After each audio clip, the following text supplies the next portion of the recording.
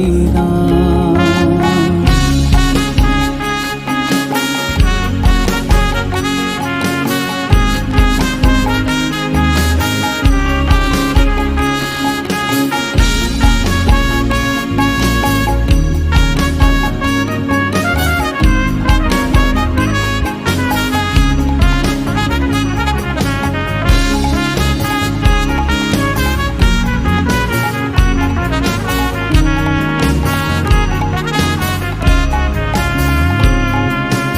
কারে তুই দিস মা ফেলে, কারে আবার নিস মা তুলে।